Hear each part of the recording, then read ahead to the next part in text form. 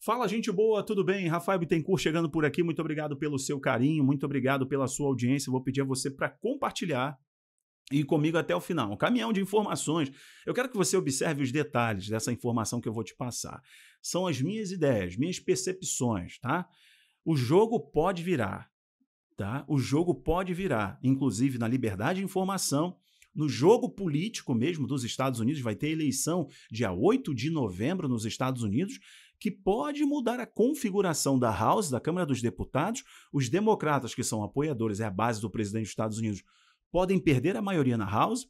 No Senado, parece que realmente os republicanos vão conseguir recuperar a maioria que tinham no Senado, de acordo com as 34 cadeiras que vão vagar para os senadores, né? Os republicanos podem vencer batalhas importantes, né? Georgia, Arizona, Wisconsin e por aí vai, né? Nevada.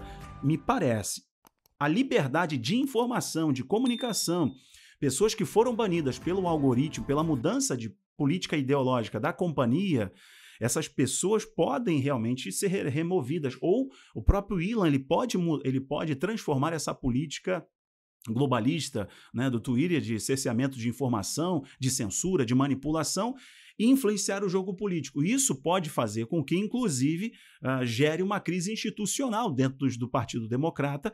E se perderem a maioria, o presidente dos Estados Unidos ele pode cair, hein? Eita, a 25ª emenda, mas tem questão econômica, financeira, tem muita coisa por trás disso. Vamos lá, olha aqui, está para ser anunciado isso, eu quero que você preste atenção no que eu vou comentar. Estou colocando na tela agora a reportagem da Reuters, tá?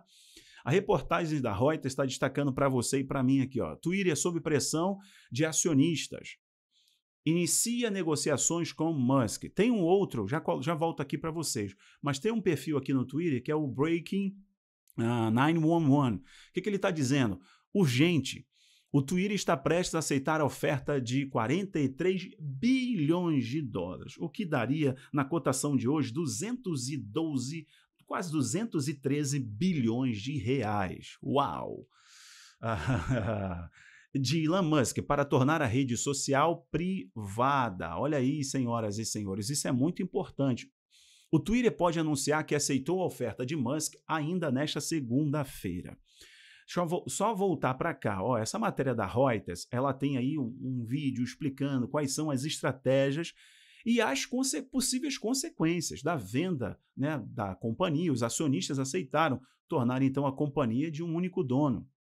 O que impede hoje, inclusive, o que impedia, na verdade, eram os acionistas, mas o ACO, né, o Jack lá, ele já sinalizou que concorda com a proposta do Elon Musk, ele que fez críticas e foi removido por um golpe dos acionistas, dos diretores, voltou, saiu, né, no ano passado, e ele deu uma sinalização, inclusive, que pode se inclinar a aceitar a proposta do Elon Musk. O Elon Musk, senhoras e senhores, ele usa o Twitter com uma certa frequência para manipular o preço das ações das empresas que ele tem interesse. Não só nisso, em criptomoeda também. Esse cara lucra milhões com criptomoedas. Só você lembrar que seus caracteres digitados ali no Twitter manipulou o preço da Dogecoin, que era uma criptomoeda, né, chamado de altcoin ou trashcoin, sei lá, né? São moedas que não valiam nada, são memes, são moedas de meme, etc. Não valiam nada. E ele, com alguns caracteres, ele lucrou bilhões com a Dogecoin e outras. E ele faz isso com uma certa frequência. Essa matéria da Reuters é interessante, eu já comento mais um pouquinho sobre a estratégia do Elon Musk. Está mostrando justamente os desafios, o que pode acontecer. Outra matéria que eu queria que vocês lessem depois, né, além de acompanhar aqui comigo, vocês podem ler, está na Forbes. Forbes, inclusive, em português, forbes.com.br. Entenda a estratégia de Elon Musk para assumir o controle do Twitter. Tem uma informação aqui atrás que eu vou mostrar para vocês, está mostrando o que foi que ele fez. Ele usou a própria companhia. Ele foi tweetando. Foi jogando seu veneno, criticando o conselho, etc. Comprou 9 ponto alguma coisa por cento, né? Das ações, né? Deu algumas sugestões, indicou algumas coisas, criticou o conselho. Ele já fez isso em outras vezes, só que agora ele está usando a sua base de milhões e milhões de seguidores, né? Não sei exatamente quantos seguidores ele tem ali no Twitter, mas são milhões. E usou a sua base muito forte para criticar a companhia. E automaticamente, depois que ele comprou adquiriu aí 9 ponto alguma coisa por cento da companhia, ele usou essa estratégia agressiva, o preço disparou das ações, eles lucraram, os acionistas lucraram muito com isso, então ele deu a tacada final, influenciando. E essa reportagem aqui da Forbes, perdão, está mostrando para você, olha os detalhes, o jogo dele, ele coloca os seus códigos, né, citando a música do Elvis, mas é um código que se faz para uma aquisição de uma empresa, então ele tem suas charadas. Tem uma outra coisa aqui que é um código que se faz sobre o mundo da crítica política na internet, usa-se um código, e também o mundo da maconha, né? Ele ofereceu 54,20 por ação da empresa.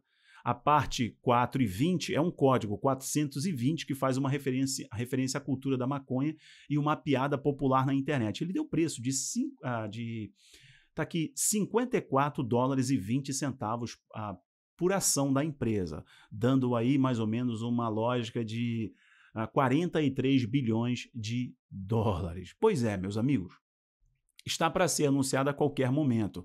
Então ele usou a própria companhia, o próprio Twitter, para influenciar, né, os acionistas, etc. Tinha uma resistência do maior acionista do grupo ali, e eles, ao que parece, vão anunciar em qualquer momento. Agora, preste atenção, isso daqui é uma suposição, é uma ideia minha. Olha o que está acontecendo no mundo. E esse era o jogo. Vocês viram Macron falando sobre isso, vocês viram Klaus Schwab do Fórum Econômico Mundial falando sobre isso, vocês viram a ONU falando sobre isso, vocês viram essas agências de checagem, tá, que são patrocinadas pelo tio Bill. Existe uma agência global de checagem apoiada pelo Fórum Econômico Mundial, do senhor Klaus Schwab, que recebe $1 milhão por mês, inclusive apoiada pela ONU, do senhor Guterres, ok? Essa agência mundial de checagem de fatos está conectada à Reuters, e a Reuters alimenta todas as outras agências de checagem de fato. E eles, inclusive, pagam, pode ser fundo de quintal, podem ser os garotos com o nariz cheio de meleca do interior de São Paulo, né, com um nome maravilhoso no Twitter, são checadores de fatos. Eles recebem grana para isso, não sejam bobos. Recebem grana. Então, tem uma cúpula mundial dos checadores de fato. Mas, além disso, os globalistas, os chefes de estados, políticos, Suprema Corte, inclusive aqui do Brasil, apoiando o controle da informação. O controle da informação. Vocês viram a atacada da Suprema Corte do Brasil com relação ao Telegram? Aqui vocês viram, né? Para controlar o quê? Impedir o quê? A fake news. Impedir a disseminação de falsas informações ou do discurso de ódio. Cristãos, pregadores, pastores, padres, prestem muita atenção, porque essa é uma onda mundial. Aqui no Brasil, vocês viram a força que eles fizeram na Câmara dos Deputados para acelerar, apreciar essa PL, esse projeto de lei. Não conseguiram. Por quê? Porque tem gente que se expõe. Tem maluco igual eu que está trabalhando, mas se expõe, dá a cara a tapa, assim como você, que posta nas suas redes sociais, evidencia, e os caras vão e se recolhem. Porque se não for isso, eles aprovam na surdina. O controle da informação é censura. Lá, mais um pouquinho à frente, você vai ser impedido de pregar, de falar a verdade. Vou mostrar a você. A matéria que está na tela é do Valor Invest. O Valor Econômico está destacando para a gente aí na sua coluna Investimentos que a União Europeia aprova a lei que forçará Facebook e outras Big Techs a combater desinformação. Entendam censura. Entendam discurso de ódio. Querem acabar com o discurso de ódio. E as companhias na Europa, tá? Na União Europeia, companhias que eu falo é o Google, é a Meta e por aí vai, podem ser penalizadas financeiramente ou perderem o direito, né, de operarem ali na União Europeia. Eles vão forçar os algoritmos, criar, né, novas tendências nos algoritmos para banir não só o post, impedir o post, mas banir de vez as pessoas que publicam ou desinformação, fake news. O que é fake news? Lembra da Agência Mundial de Checagem de Fatos? É o que eles dizem, o que é verdade, não é fake news. E se vocês viram isso durante a crise de ordem sanitária, vocês viram isso, né, pessoal? Então, olha aqui, poucas pessoas estão falando isso no Brasil, mas foi aprovado na União Europeia, então prepare-se, é uma pressão mundial.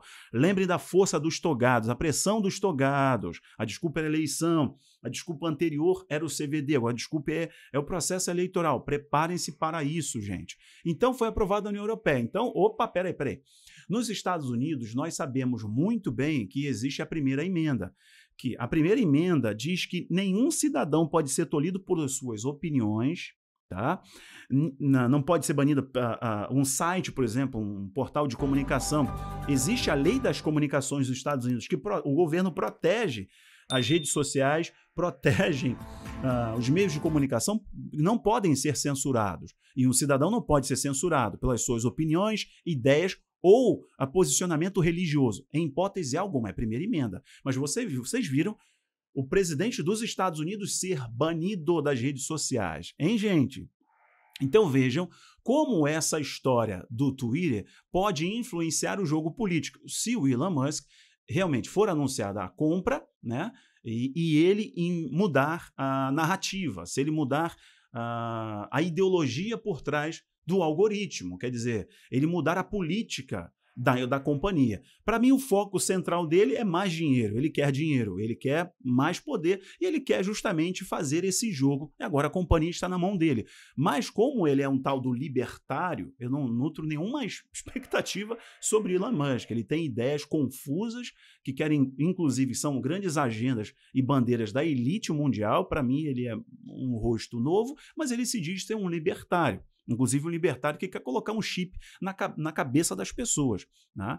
Então ele pode justamente... Para mim o foco central é questão econômica, financeira, empresarial, etc. E ele usa muito bem para isso. Mas pode mudar o jogo político. Quer ver?